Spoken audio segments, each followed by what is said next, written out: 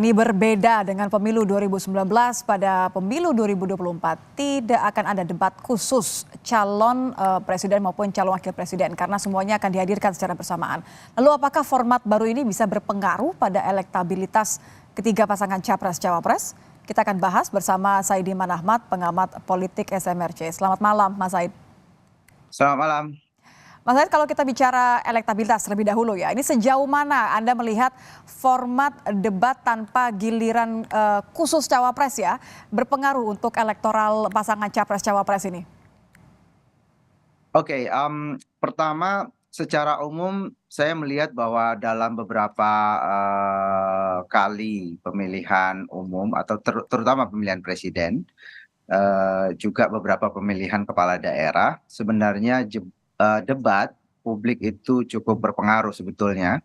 Apalagi kalau pasangan atau calon yang maju itu sangat kompetitif.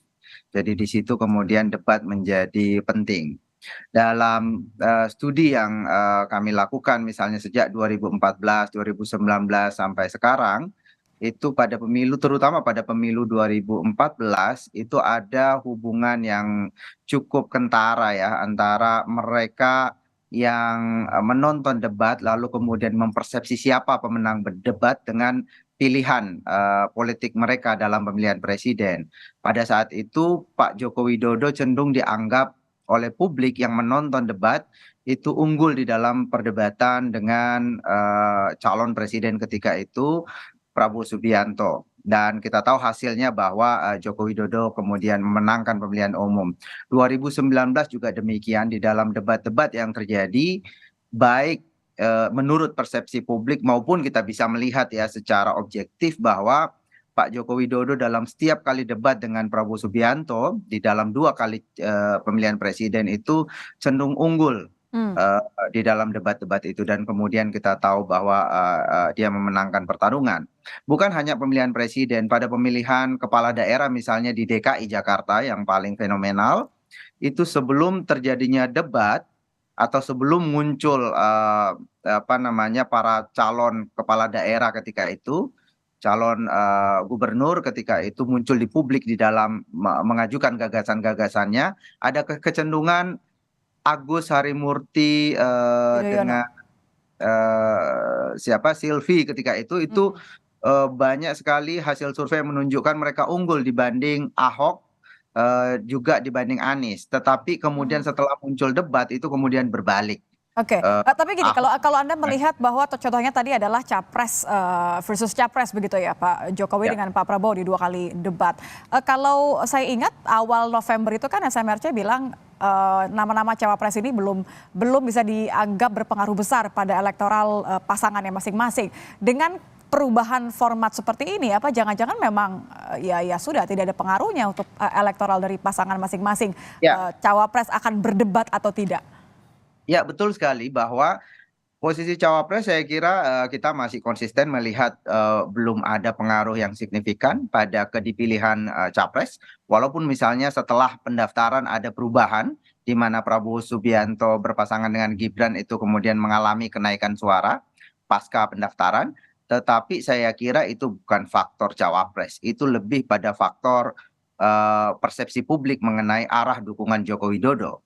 Dalam teori mengenai economic voting sebetulnya kan sangat lumrah diketahui bahwa publik yang merasa puas dengan kinerja pemerintah itu akan cenderung mendukung calon yang dianggap dekat dengan pemerintah atau bagian dari kubu politik pemerintah. Oke. Dan saya kira bukan karena Gibrannya kemudian suara Prabowo Subianto naik, tapi kehadiran Gibran di sana menunjukkan kehadiran Joko Widodo. Jadi sebenarnya ini faktor Joko Widodo yang lebih dominan. Kalau kita konsisten dengan temuan-temuan di awal yang menemukan bahwa posisi cawapres itu tidak menyumbang signifikan baik kenaikan maupun penurunan suara daripada capresnya. Kalau kita balik lagi ke format debat yang ini kan sementara ya, untuk sementara memang detailnya belum diumumkan oleh KPU. Tapi kalau tanpa format khusus cawapres saja, capres saja, ini menurut Anda mana yang dianggap lebih bisa mendongkrak suara masing-masing pasangan capres cawapres ini?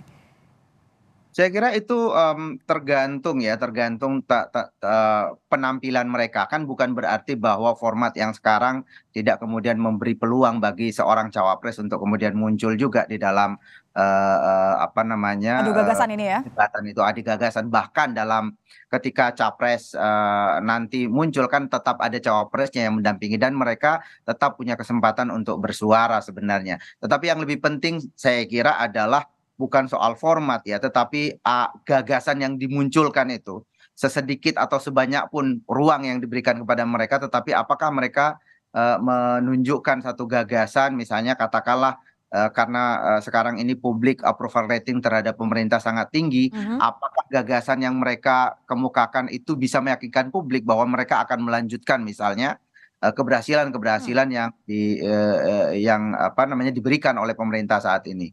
Oke, atau jangan-jangan karena masyarakat sudah melihat para pasangan capres cawapres ini juga kerap memaparkan visi misi mereka di ruang publik, bagaimana mereka melihat jangan-jangan sudah dianggap cukup begitu? Saya kira agak berbeda ya, karena selama ini kan saya menduga bahwa debat-debat tidak ada debat juga sejauh ini. Hanya pemaparan visi dan misi dan itu saya kira daya jangkaunya terbatas. Tetapi dalam debat yang resmi, kalau kita berkaca pada dua pemilu atau dua pilpres sebelumnya itu cukup banyak disaksikan oleh publik.